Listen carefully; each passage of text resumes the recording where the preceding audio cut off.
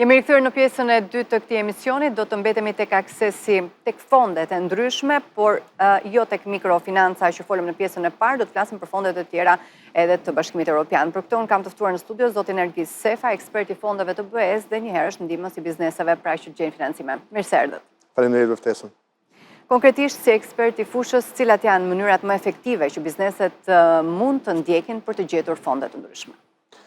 Atëherë, ta nisim me një dallim ndërmjet financimit për e quaj klasik, si rasti asaj që i kishit më parë në studio, mikrofinancës apo linjës kreditimit normal nëpër banka, dhe atyre që quhen financime alternative, financime nëpërmjet investitorëve profesionist, ajo që ndryshe si industrinë në Europë apo dhe në Amerikë quhet si private equity, pra investitorë profesionistë të cilët investojnë në biznese apo në projekte të caktuara, apo dhe investitorë profesional institucional, si që është Bashkimi Evropian, në rastin konkret, i cili investon qoftë në biznes apo qoftë në projekte të caktuara në ndihmë të komunitetit, gjithmonë të zhvilluara nga bizneset.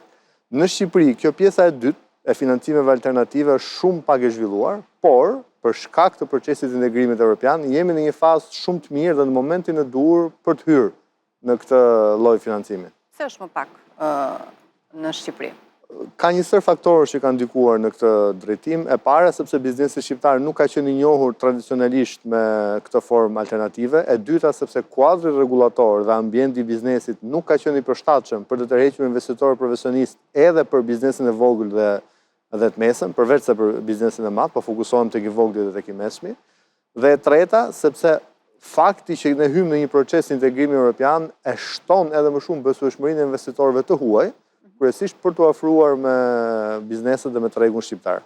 Ndërkohë, çfarë këshillash do t'u jepnit sipërmarrësve që duan të tërheqin investime, veçanërisht në një treg si Shqipëria, pra ku burimet e financimit mund të jenë pak më të kufizuara?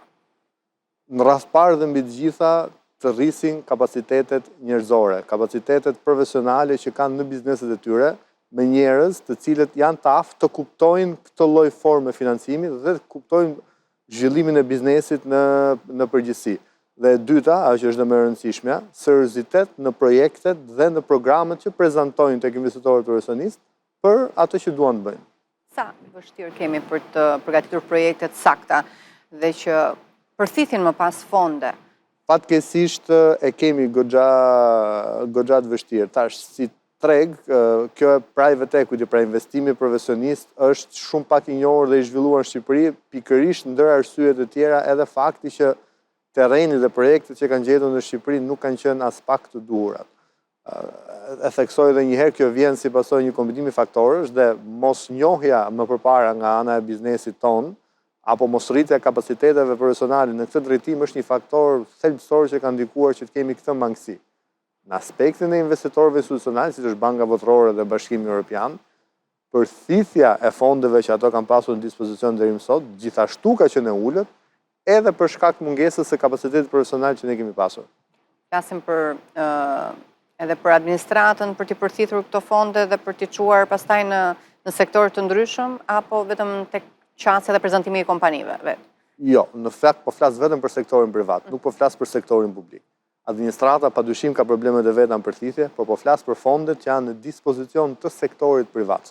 Dhe është sektori privat, përveç kompanive të caktuara të mëdha, të cili mungon jashtëzakonisht shumë në këtë drejtim dhe ka një mundësi shumë madhe tashmë. Në çfarë faze mendoni, në çfarë faze të biznesit konsideroni se është më rëndësishme të fokusohet në financim dhe si mund të përgatiten më mirë për të bërë atraktiv për investitorët?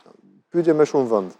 Përgjithsisht investitorët profesionistë apo dhe Bashkimi Evropian nuk favorizon startupe, apo qoftë edhe individ që kanë një ide dhe duan ta zhvillojnë atë. Favorizon ato biznese që tashmë kanë 2 ose 3 vite që operojnë në treg, në atë biznesin në sektorin të cilën ato po e kryejnë aktivitetin e tyre dhe duan që të zhvillohen në një shkallë më të lartë, qoftë të dyfishohen, qoftë të zgjerohen horizontalisht nëpër sektor të tjerë, po kanë treguar që kanë një stabilitet, qoftë në menaxhimin financiar për 2-3 vitet e fundit, qoftë edhe në mënyrën e menaxhimit njerëzor të strukturave që kanë ndërtuar si biznes. Pra ka një historik të qartë, të pasur dhe kjo i ndihmon institucionet e huaja. Ndërkohë ku jemi me fondet e BE-s dhe sa po përthithen ato nga Shqipëria? Flasim edhe për të rejat më të fundit që na vinë në këtë drejtim. Atëherë, të bëjmë një dallim ndërmjet fondeve që jepen për ndihmën shtetërore në përgjithësi nga BE-ja, ajo që quhet ndryshe si linja IPA ose instrumenti i paraderimit, i cili ka shumë forma, Interreg, Adrion, IPARD, i cili është dhe më i përfoluri